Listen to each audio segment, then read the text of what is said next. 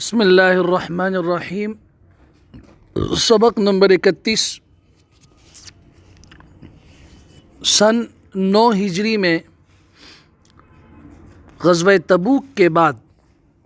منافقین کی ایک زبردست سازش اور مسلمانوں میں پھوٹ ڈالنے کے لیے مسجد قباء کے مقابلے میں ایک مسجد کی تعمیر تھی، جو در حقیقت منافقین کی سازشوں اور ان کی دسیسہ کاریوں کا ایک زبردست اڈا تھا۔ ابو عامر راہب جو انصاریوں میں سے تھا اور عیسائی ہو گیا، آپ علیہ الصلاۃ والسلام نے اسے ابو عامر فاسق کا نام دیا۔ اس نے منافقین سے کہا کہ تم لوگ خفیہ طور پر جنگ کی تیاریاں کرتے رہو، میں قیصر روم کے پاس جا کر وہاں سے فوجیں لاتا ہوں تاکہ اس ملک سے اسلام کا نام و نشاں ہم مٹا دیں۔ چنانچہ اسی مسجد میں بیٹھ کر اسلام کے خلاف منافقین کمیٹیاں کرتے تھے اور اسلام اور بانی اسلام صلی اللہ علیہ وسلم کے خاتمے کی تدبیریں اور منصوبے بنایا کرتے تھے۔ رسول اللہ صلی اللہ علیہ وسلم جب غزوہ تبوک کے لیے روانہ ہونے لگے تو ان مکار منافقین کا ایک گروہ آیا اور محض مسلمانوں کو دھوکہ دینے کے لیے آپ علیہ الصلاۃ والسلام کی خدمت میں یہ درخواست پیش کی کہ اللہ کے رسول صلی اللہ علیہ وسلم، ہم نے بیماروں اور معذوروں کے لیے ایک مسجد بنائی ہے، آپ چل کر ایک مرتبہ اس مسجد میں نماز پڑھا دیں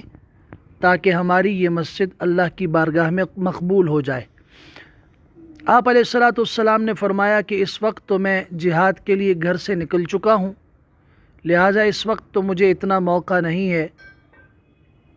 منافقین نے بہت اصرار کیا مگر آپ علیہ الصلاۃ والسلام نے ان کی مسجد میں قدم نہ رکھا۔ جب آپ صلی اللہ علیہ وسلم جنگ تبوک سے واپس تشریف لائے تو منافقین کی چال بازیوں اور ان کی مکاریوں اور دغا بازیوں کے بارے میں سورہ توبہ کی بہت ساری آیات نازل ہو گئیں، اور منافقین کے نفاق اور اسلام کے ساتھ دشمنی کے تمام رموز اور اسرار بے نقاب ہو کر نظروں کے سامنے آ گئے۔ خاص طور پر ان کی اس مسجد کے متعلق آیات نازل ہوئیں اور فرمایا گیا والذین اتخذوا مسجدا ضرارا وکفرا وتفریقا بین المؤمنین وارصادا لمن حارب اللہ ورسولہ من قبل ولیحلفن ان اردنا الا الحسنى۔ اور وہ لوگ جنہوں نے ایک مسجد ضرار بنائی، یعنی مسجد بنائی ضرر پہنچانے اور کفر کرنے اور مسلمانوں میں پھوٹ ڈالنے کی غرض سے، اور اس مقصد سے کہ جو لوگ پہلے ہی سے خدا اور اس کے رسول سے جنگ کر رہے ہیں ان کے لیے کمینگاہ ہاتھ آ جائے، اور وہ ضرور قسمیں کھائیں گے کہ ہم نے تو صرف بھلائی کا ارادہ کیا ہے۔ پھر فرمایا گیا کہ لا تقم فیہ ابدا لمسجد اسس علی التقوی من اول یوم احق ان تقوم فیہ رجال یحبون ان یتطہروا واللہ یحب المطہرین۔ آپ کبھی بھی ان کی مسجد میں کھڑے نہ ہوں، اور وہ مسجد یعنی مسجد قباء جس کی بنیاد پہلے ہی دن سے پرہیزگاری پر رکھی گئی ہے، وہ اس بات کی زیادہ حقدار ہے کہ آپ اس میں کھڑے ہوں۔ اس میں ایسے لوگ ہیں جو پاکی کو پسند کرتے ہیں، اور اللہ بھی پاکی رکھنے والوں کو دوست رکھتا ہے۔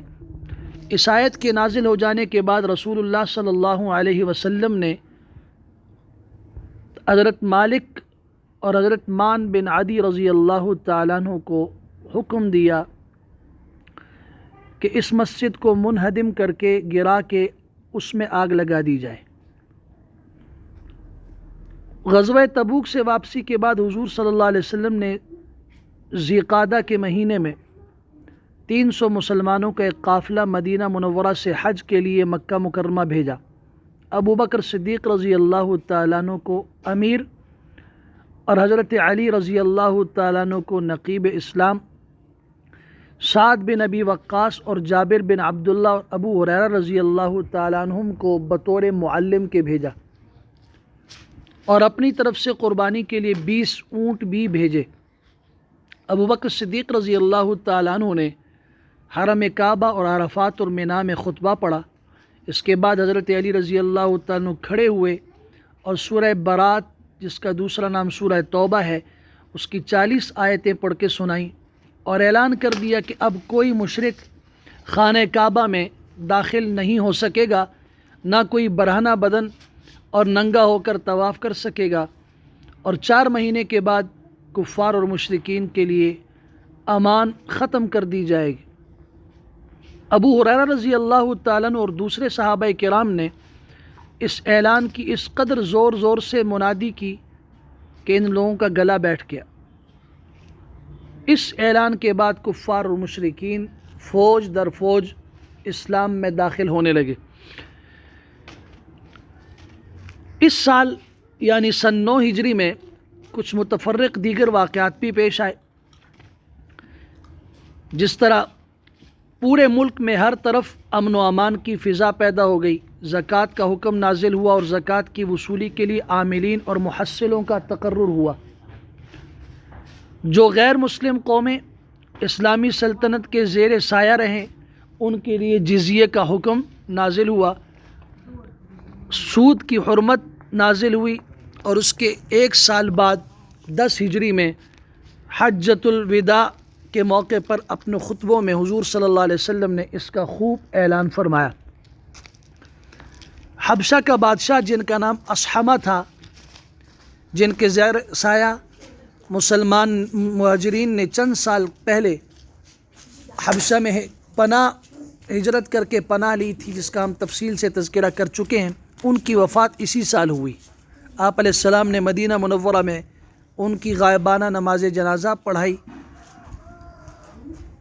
جنازہ پڑھی اور ان کے لیے مغفرت کی دعا فرمائی۔ اسی سال منافقین کا سردار عبداللہ بن ابی بھی مر گیا۔ اس کے بیٹے حضرت عبداللہ رضی اللہ تعالیٰ عنہ نے درخواست کی کہ آپ علیہ السلام اس کے والد عبداللہ بن ابی کے کفن کے لیے اپنا پیراہن عطا فرمائیں اور اس کی لاش کو اپنے زانوئے اقدس پر رکھ کر اس کے کفن میں اپنا لعاب دہن۔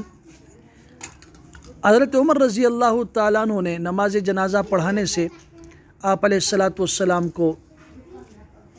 منع کیا، لیکن ابھی تک چونکہ ممانعت کا حکم نازل نہیں ہوا تھا، اس لیے رسول اللہ صلی اللہ علیہ وسلم نے اس کی نماز جنازہ پڑھائی، لیکن اس کے فوراً بعد آیت مبارکہ نازل ہوئی، وَلَا تُصَلِّ عَلَىٰ أَحَدٍ مِّنْهُمْ مَاتَ أَبَدًا وَلَا تَقُمْ عَلَىٰ قَبْرِهِ إِنَّهُمْ كَفَرُوا بِاللَّهِ وَرَسُولِهِ وَمَاتُوا وَهُمْ فَاسِقُونَ۔ اے پیغمبر صلی اللہ علیہ وسلم، ان منافقوں میں سے جو بھی مر جائے آپ کبھی بھی ان کا نماز جنازہ نہ پڑھیے،